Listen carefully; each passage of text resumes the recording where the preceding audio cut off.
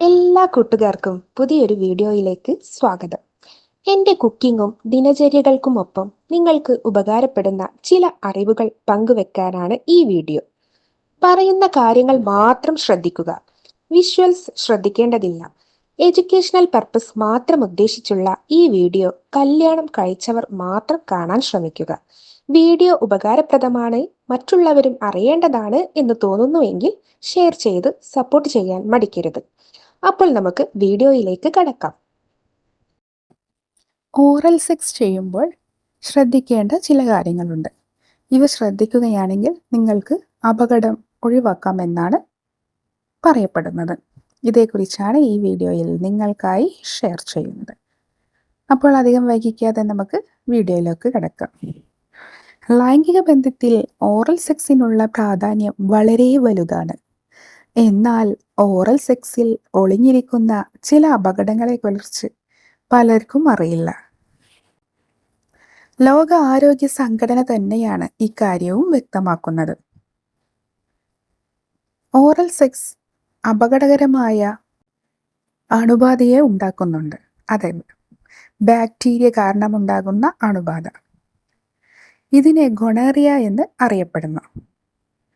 എന്നാൽ ലോക ആരോഗ്യ സംഘടനയുടെ മുന്നറിയിപ്പ് ഇങ്ങനെയാണ്: കോണ്ടം ഉപയോഗം കുറയുന്നത് ഗൊണേറിയ എന്ന അസുഖം വളരാൻ ഇടയാക്കുമെന്നാണ് മുന്നറിയിപ്പ് നൽകുന്നത്. 77 രാജ്യങ്ങളിൽ നിന്നുള്ള വിവരങ്ങൾ പരിശോധിച്ചതിൻ്റെ അടിസ്ഥാനത്തിലാണ് WHO ഈ നിഗമനത്തിൽ എത്തിച്ചേർന്നത്.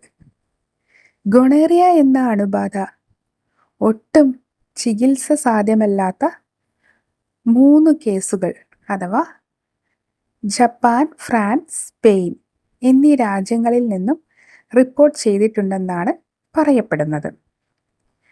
ഗൊണേറിയ എന്ന ബാക്ടീരിയ വളരെ ശക്തമാണ്. നമ്മൾ ഇതിനെതിരെ ഓരോ ആൻറ്റിബയോട്ടിക്കുകൾ കൊണ്ടുവരുമ്പോൾ ഈ ബാക്ടീരിയ അതിനെ പ്രതിരോധിക്കാനുള്ള കഴിവ് നേടുമെന്നാണ് അവർ പറയുന്നത്. ലൈംഗിക അവയവങ്ങൾ, അതുപോലെ മലാശയം, തൊണ്ട എന്നീ ഇടപെടങ്ങളിൽ ഗൊണേറിയ എന്ന അണുബാധ ബാധിക്കുന്നുണ്ട്. ഈ ഗൊണേറിയ എന്ന രോഗമുണ്ടാക്കുന്ന ബാക്ടീരിയയാണ്, അതിൻ്റെ പേരാണ് നിസീരിയ ഗൊണേറിയ. ഇതിനെയാണ് ഷോർട്ട് ഫോമിലൂടെ ഗൊണേറിയ എന്ന് അറിയപ്പെടുന്നത്.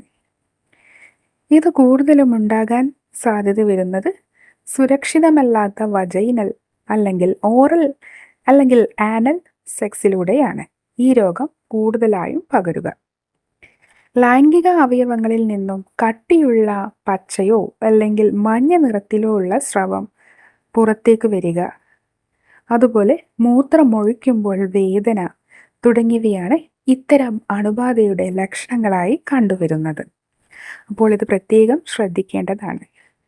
ഇന്ത്യയിൽ ഇത്തരത്തിലുള്ള രോഗങ്ങൾ റിപ്പോർട്ട് ചെയ്യപ്പെട്ടിട്ടില്ല എങ്കിലും ഇവ പ്രത്യേകമായി ശ്രദ്ധിക്കേണ്ടതുണ്ട്. അപ്പോൾ ഈ വീഡിയോ നിങ്ങൾക്ക് പ്രയോജനമെന്ന് കരുതുന്നു. ഇതുപോലെ നിങ്ങൾക്ക് ഉപകരിക്കുന്ന മറ്റൊരു വീഡിയോയുമായി വീണ്ടും കാണാം. അതുവരേക്കും ബൈ.